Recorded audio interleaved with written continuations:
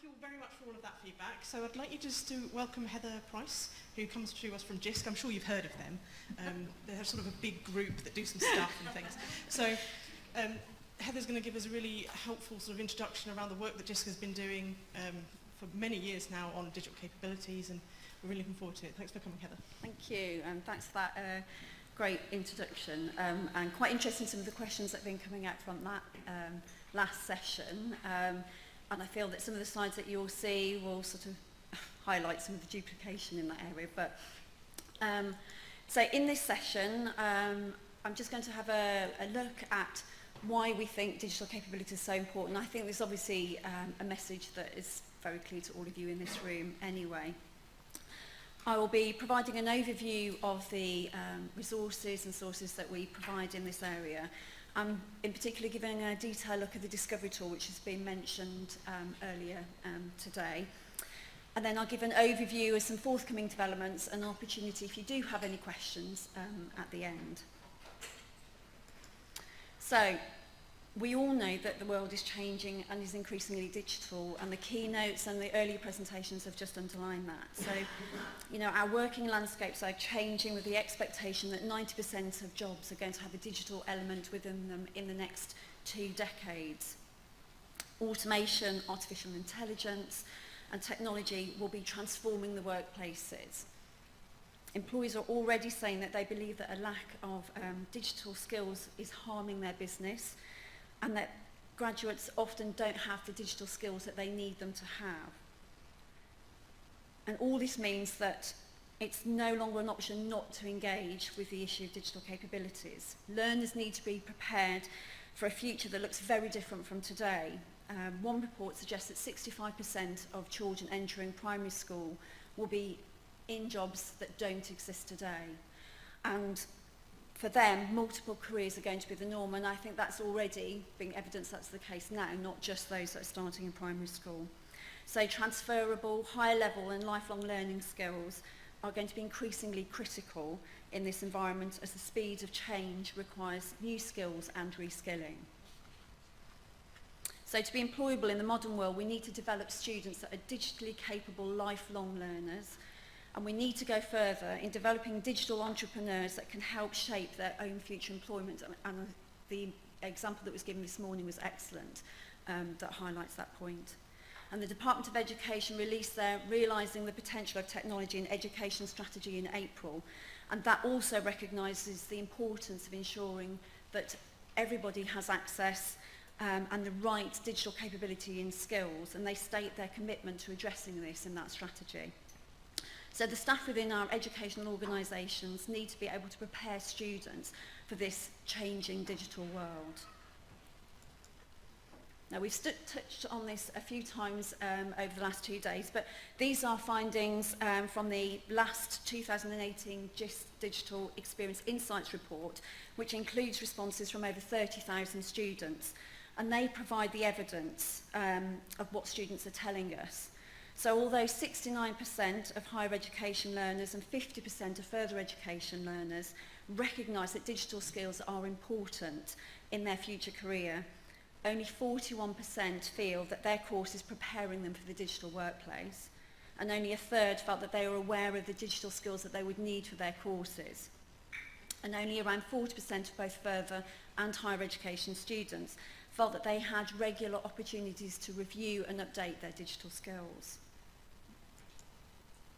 And over the last few years, we've been seeing a growing number of organisations recognising the critically important role that they have to play in creating the culture, the processes and the environment to enable their staff and students to develop the skills necessary to live, learn and work in this digital society. And I think, again, all of the presentations that we've had over the last 2 days are highlighting this.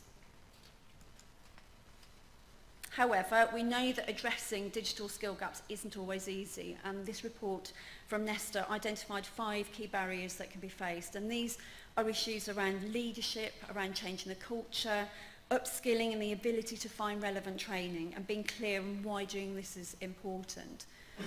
And in addition to all of these conversations that we've been having over the last 2 days, these findings also really nicely highlight some of the points that are emerging in terms of the conversations that we've been having with universities and colleges.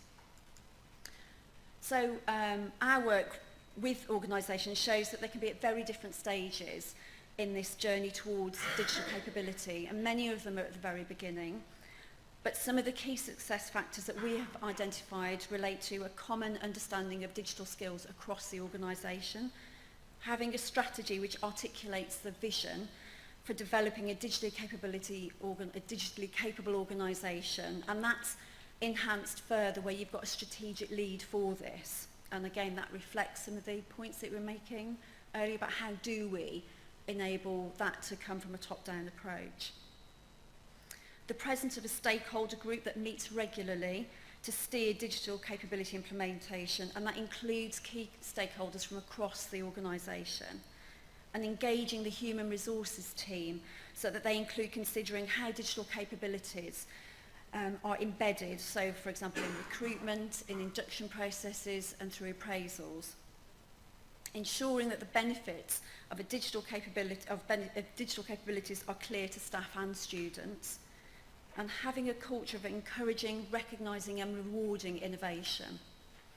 An understanding of how digital capability can be built into the curriculum, and also building on the strength of all their stakeholders to work in partnership together. I'd just like to pause here, because I'd be interested to have a show of hands. How many of you feel that your organisation meets 3 or 4 of these success factors? If you look at that list there, so how many of you feel that you could say, yes, my organisation is doing that? Wow, that's okay. So my next show of hands is, how many of you feel that you're more at your organisation is more at this sort of like starting out on the journey, so they're just sort of getting there? That's interesting, so that's sort of like half and half. Okay. So we've looked at why digital capabilities are important and some of the barriers that can be faced, and how we perhaps need to think about how we can address those. So in the following slides, I'll be providing an overview of the GIST Building Digital Capability Service and what we are doing to help organisations in this area. So the service is designed to help staff and students thrive in a digital world. It offers a range of practical tools and guidance to support UK educational organisations. Although I say UK, we do have some international organisations joining us too, with all aspects of building digital capability, and it's underpinned by a nationally recognised digital capability framework. And one of the most popular features of the service is the Discovery tool, which is an empowering first step for staff and students to reflect on their digital capabilities, and I'll be touching on that a little bit more later. But it also provides access to organisational models, training courses, a community of practice, expert consultancy and a central website. But first, let's have a little look at the framework that's at the core of the service. So at the heart of the Building Digital Capability Service is the GIST Digital Capability Framework with its 6 elements that has been influential across the sector in informing how we describe and understand what digital capabilities are, and underpins all of the developments that we have in the Building Digital Capability Service. It starts from the perspective that digital capabilities are those that enable an individual to live, learn and work in a digital society, and I think we should have some kind of bingo on that particular phrase. It provides one way of thinking about staff and student digital capabilities. It provides a single generic description that everybody can relate to.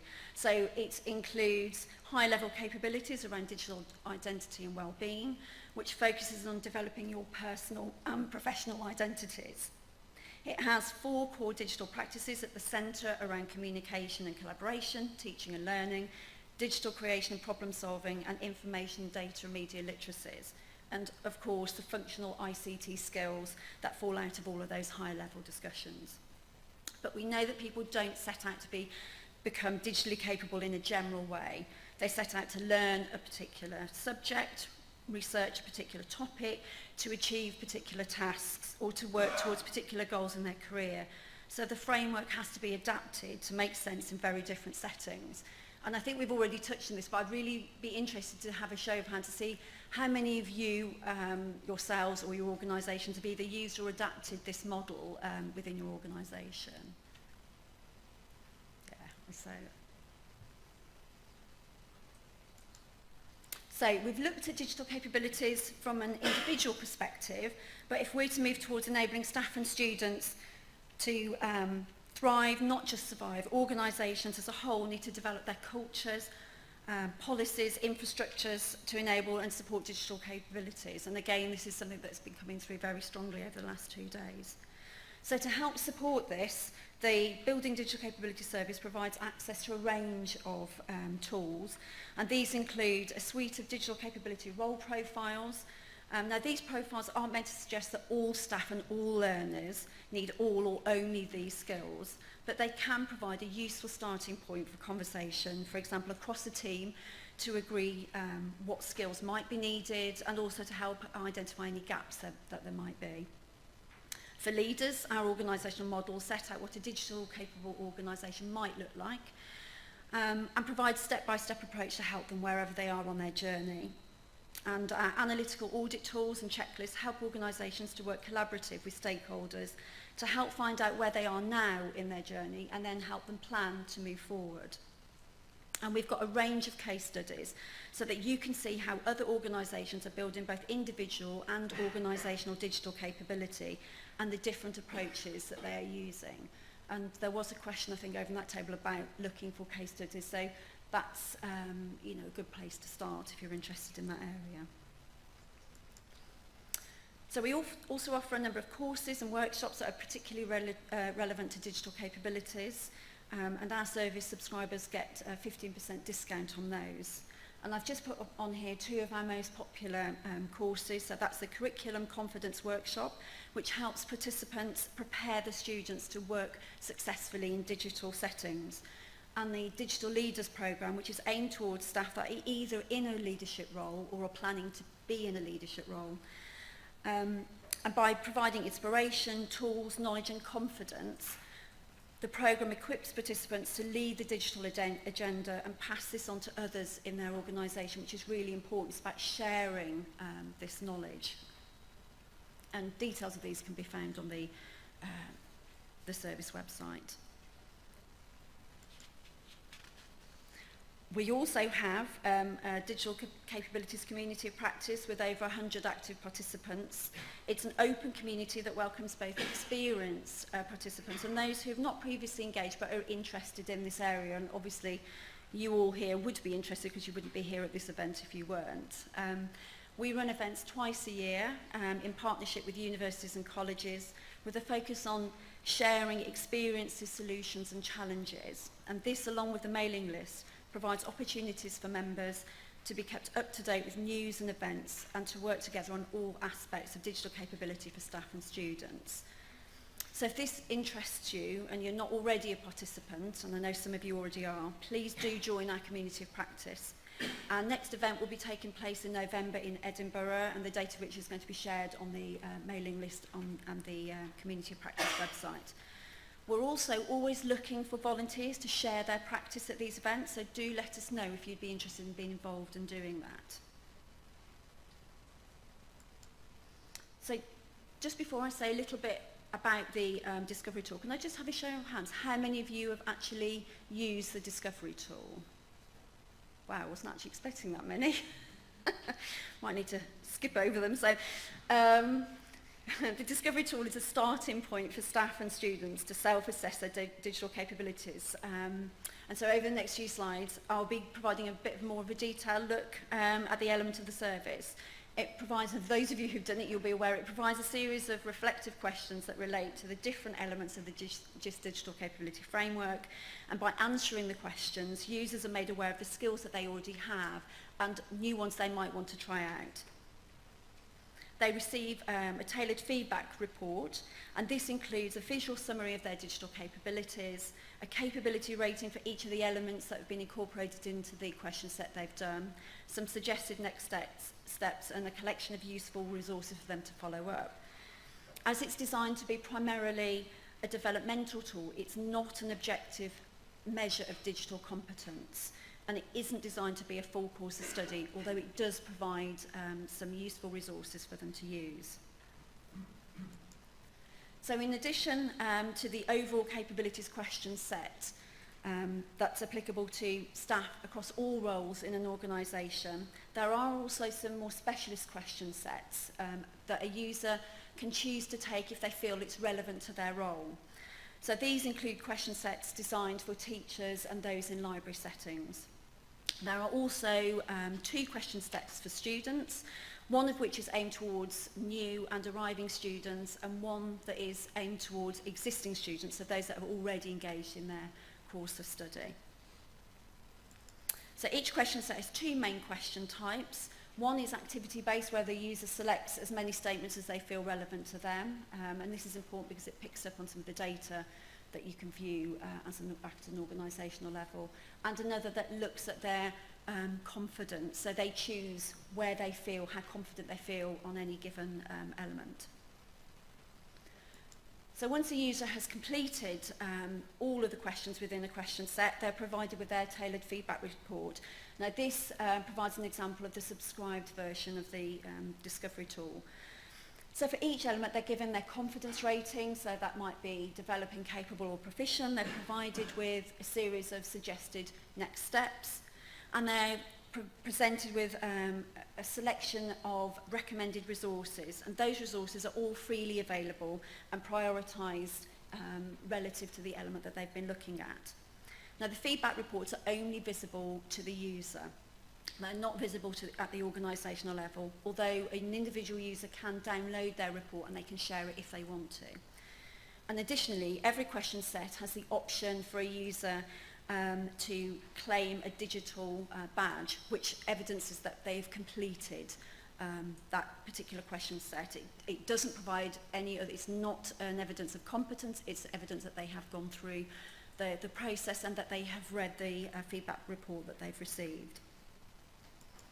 The Discovery tool also has a resource bank where users can find a range of resources that are mapped to the elements within the digital capability framework, and any additional elements that are also identified as part of the question sets. And within the resource bank there are sections that provide specific collections of resources that are suitable for new students, for teachers and those working in library settings, along with the collection of resources that are suitable for all staff and students in the overall digital capabilities collection. So far, we've been looking at the individual's journey through the Discovery tool. However, the tool does also provide some useful organisational level features to subscribers of the service. So as mentioned previously, the tool is primarily a developmental tool, and I do want to stress that. But it does provide anonymised data to subscribed institutions to support organisational planning in this area. So the data dashboards include information on the overall number of staff that have completed the question sets by department, and also the overall number of students that have completed question sets by subject area. They also provide aggregated capability ratings, so across the organisation as a whole, at departmental level and at subject level, and it also provides a sector comparisons at each of those levels too. In addition, organisational leads can see the % responses to those statement grid questions that we saw earlier, so you can see a percentage of how many of your staff or students have said that they feel confident or capable in those particular areas for each of the question sets.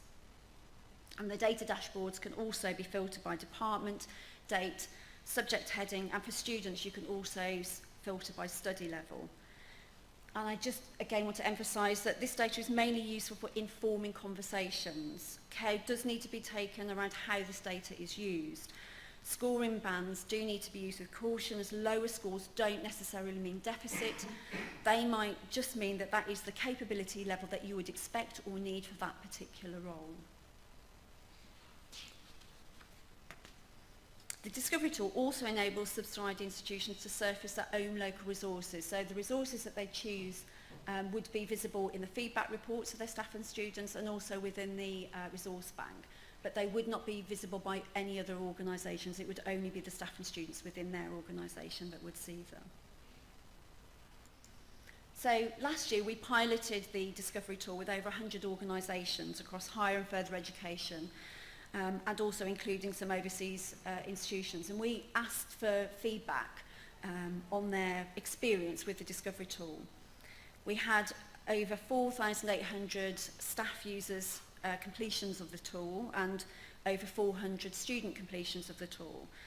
The completion for students is lower because basically that feature only became online just before, very near to the end of the evaluation period, so we had less student numbers for that. However, the findings were very positive overall, with 97% of staff and 90% of students identifying benefits of using the Discovery tool, and that aligned with 94% of our institutional leads identifying benefits of the tool to their organisation.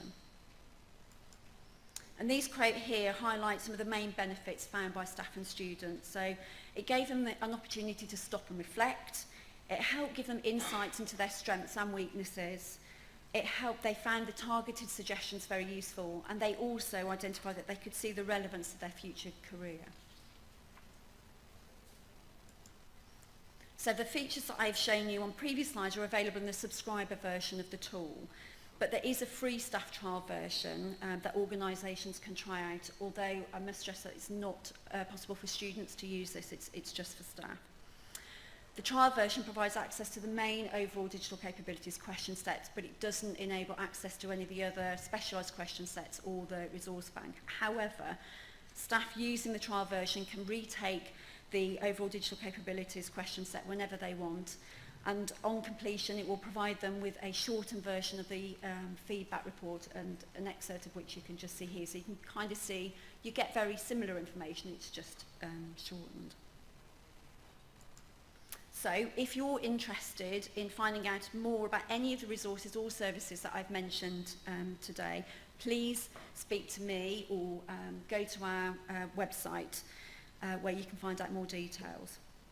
The website itself is designed to help you find practical advice and guidance, whether you are leading digital change, supporting others to develop their own digital capabilities, or are just interested in developing your own.